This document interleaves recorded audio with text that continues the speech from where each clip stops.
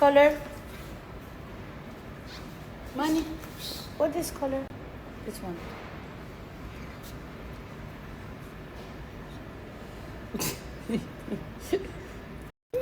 Nothing yet. Maar dat Wow. Ça forme les poissons. Too much.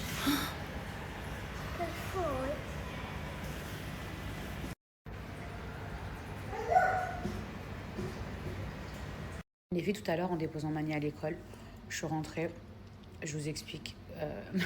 Coma, je me suis rendormie. J'ai dormi à peu près 1h30, 2h. J'étais trop fatiguée. J'avais besoin de me régler. Ça faisait 2 jours que je vous disais que je dormais peut-être 4 heures, maximum peut-être 5 heures, mais je pense que c'était 4 heures par nuit.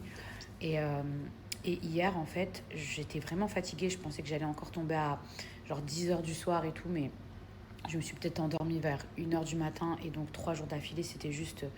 Mon corps, il pouvait plus. Donc là, j'ai dormi, j'ai rechargé les batteries.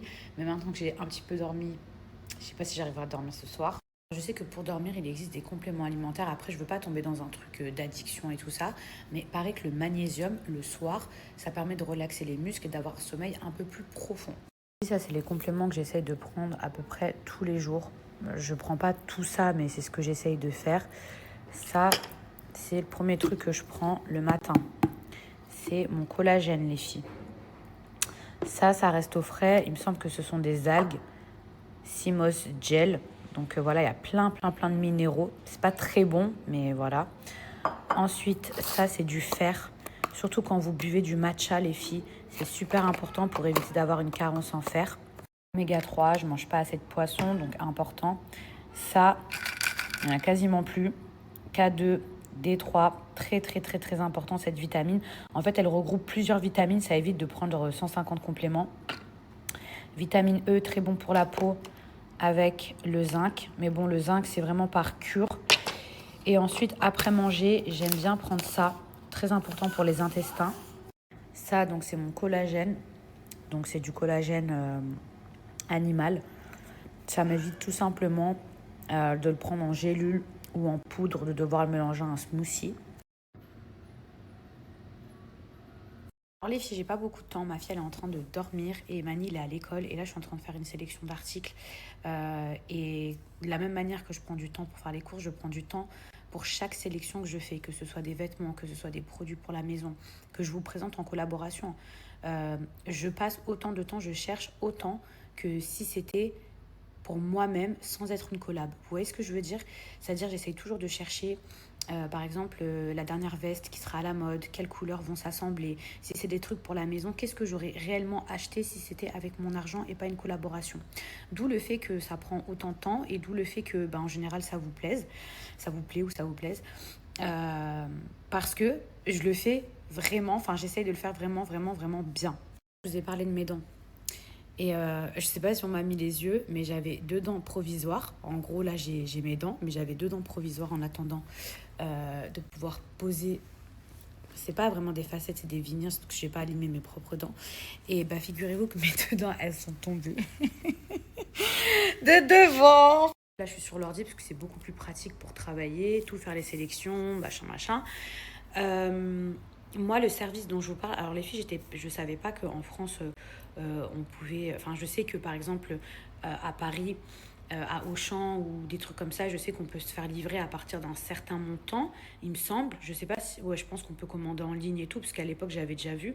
Mais moi, je vous parle de tout... Enfin, et heureusement, d'un autre côté, enfin, vous imaginez, si vous avez des trucs à faire, ou si vous n'avez pas forcément d'aide et que vous êtes une personne faible ou handicapée ou vieille, genre, c'est une tannée de devoir porter une tonne de courses comme ça. Enfin, et j'ai envie de vous dire, même pas pour le côté petite princesse et tout. Il y a des gens qui peuvent pas aller faire leurs courses. Enfin, il y a des gens qui, même les personnes âgées, les gens comme ça, ils ont pas de voiture et tout ça. En fait, pour moi, le service, c'est trop important.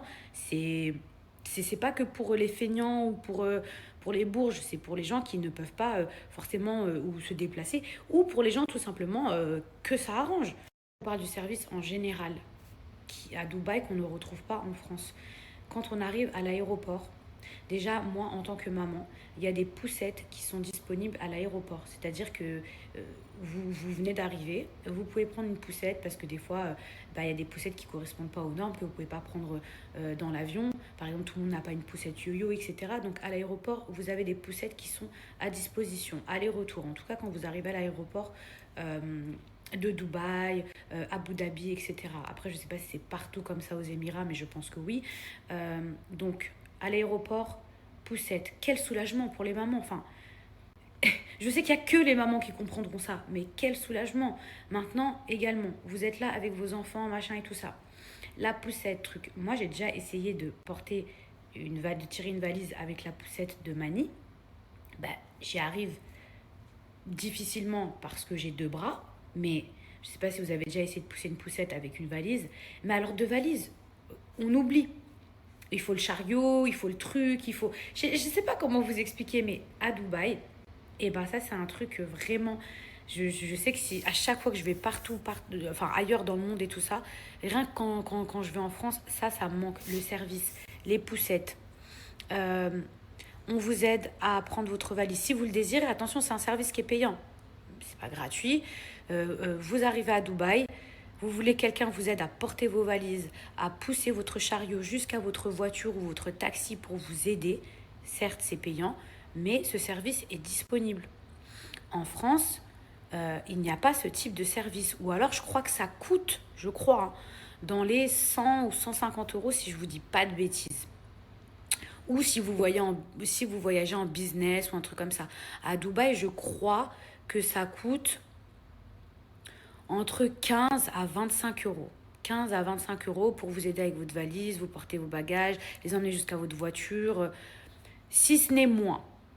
Courses. Je me rappelle quand je vivais aux États-Unis, à l'époque, enfin je vous parle de ça, c'était il y a super longtemps, la première fois que je suis partie faire mes courses aux États-Unis en 2011, dans un supermarché, je me rappelle que j'étais hyper étonnée parce qu'en fait à la caisse, donc il y avait la personne qui faisait compter mes courses, et il y avait un petit monsieur qui rangeait les courses dans des sacs. Et je me rappelle, je me disais, mais c'est extraordinaire. Donc là, en fait, il y a quelqu'un qui va ranger mes courses juste dans des sacs, hein. Mais cette personne-là, je me rappelle, elle était hyper minutieuse. Et elle rangeait vraiment le frais avec le frais, tout, tout, tout. Et je me disais, mais c'est merveilleux. Alors bien évidemment, les tips, ces gens-là, c'est pas gratuit. Mais je me rappelle que les tips, c'était entre 2 à 5 dollars, quoi. C'était pas... Et, euh, et ça allait vite, et la personne, elle savait ce qu'elle faisait. Moi, combien de fois je me suis retrouvée à la caisse, alors entre on cherche son argent pour payer le truc, ah, faut se dépêcher, si vous avez pris des courses, il y a les gens derrière qui commencent à rouspéter, ah bon, on se dépêche, et toi, t'es là avec ton sac de courses. Alors du coup, tu fous tout, tu mets les biscuits avec le fromage, le truc, tu te dépêches. Et en fait, vous voyez, à Dubaï, il y a comme aux États-Unis, mais en mieux. C'est-à-dire que si vous voulez, il y a quelqu'un qui vient, qui vous aide, qui vous pousse votre caddie si vous le voulez, je dis bien, ou si vous en avez besoin. Euh, et cette personne-là, elle va ranger vos courses. Vous, en attendant, vous pouvez faire autre chose. Elle range tout, elle trie tout, ta, ta, ta. Elle peut même vous accompagner jusqu'à votre voiture ou votre taxi, mettre ça dans votre voiture, dans votre taxi. Et oui, franchement, le peu de fois où moi j'ai fait des courses dans ma vie, des grosses, grosses courses où j'étais toute seule, où il n'y avait pas mon mari, où il n'y avait personne pour m'aider, donc même quand je suis en France et que je veux le faire avec ma mère et qu'on veut faire des grosses courses, genre la vérité, c'est la galère, c'est dur. Les bouteilles d'eau, les machins. En fait, tu dois réfléchir à deux fois. Comme tu sais que ça va être relou, tu vois, tu te dis, euh, ok, en fait, tu penses stratégiquement en France. Tu te dis, bon, je peux prendre qu'un certain nombre de bouteilles parce que sinon, bah là, ça va être trop lourd. Je vais pas pouvoir. Et encore, là, je parle des gens qui ont une voiture. Ça veut dire ceux qui en ont pas, j'en parle même pas qu'il doit y avoir dans certains pays et notamment en France. Pourquoi il n'y a pas de poussette à disposition dans les aéroports? Parce que malheureusement, dans certains cas, soit elle serait cassée, soit elle serait volée. Alors on peut me pointer du doigt, hein, mais on en revient à un problème de sécurité, de respect. S'il y avait des poussettes dans les aéroports en France, on le sait, elles seraient volées ou cassées. Donc je dis pas qu'ici, il n'y a jamais personne qui a essayé de chourer avec une poussette. Mais en tout cas, ça s'est mal terminé pour ceux qui ont essayé. Et en France, je pense, encore une fois, je ne dis pas que j'ai raison, s'il y a des personnes qui, par exemple, souhaiteraient travailler dans un magasin pour un complément de revenu en rangeant des courses, par exemple, bah, ça serait beaucoup trop compliqué. Parce que déjà, le magasin, même s'il veut, le magasin, déjà, il n'a pas le droit d'employer sans déclarer une personne. Donc déjà, ça reviendrait à payer d'énormes charges juste pour employer quelqu'un, finalement, pour un meilleur service. Donc il y aurait des charges et pour le magasin. Mais en plus de ça, les Français, on se sait, euh, les personnes qui viendraient pour faire un complément de revenu, pour ranger les courses, etc., on le sait que la moitié des gens ne donneraient même pas de pourboire, ne donneraient même pas d'argent à cette personne. Malheureusement, c'est comme ça. À Dubaï, tu veux quelqu'un qui t'aide pour faire tes courses, ben tu vas lui donner de l'argent.